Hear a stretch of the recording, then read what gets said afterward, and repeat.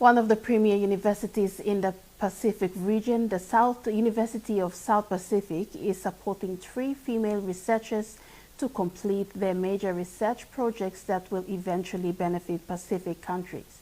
The data collected from their research will help Pacific governments frame policies and use in global negotiations to promote the uniqueness of Pacific voices and experiences. Kashmir Waken reports.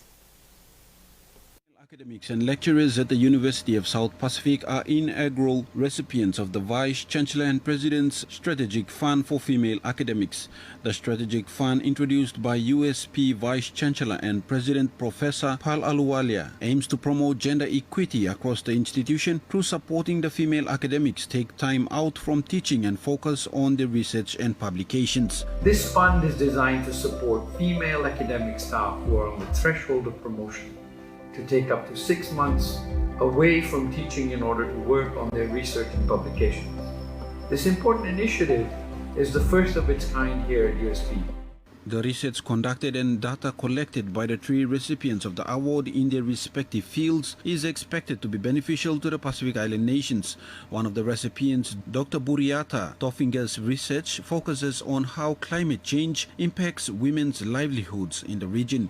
I'm passionate about this research as it will contribute insights to discussions on gender empowerment and the importance of traditional knowledge in the Pacific. The findings could also guide policymakers and businesses work closely with women in indigenous communities. Her colleague Dr. Amanda Ford, whose research focuses on coral reef ecology, marine management and marine pollution, will bridge the gap between scientific research and management. Her research will assist local communities and future generations to conserve coastal marine ecosystems and their resources. Coastal marine ecosystems are vital for food security, coastal protection and income generation in Pacific Island countries, and yet they're being harmed by pollution, changing fishing methods and climate change. And this is why the research work that we do is so important.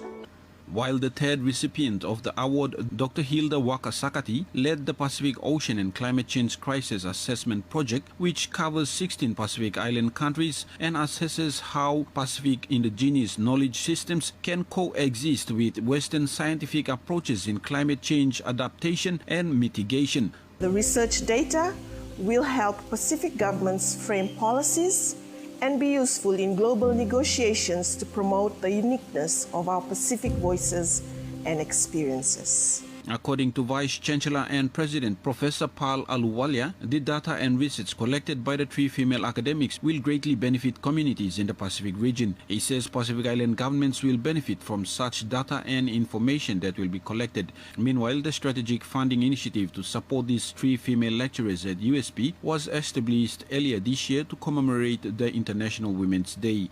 Kashmir Waken, NBC National News, Port Moresby.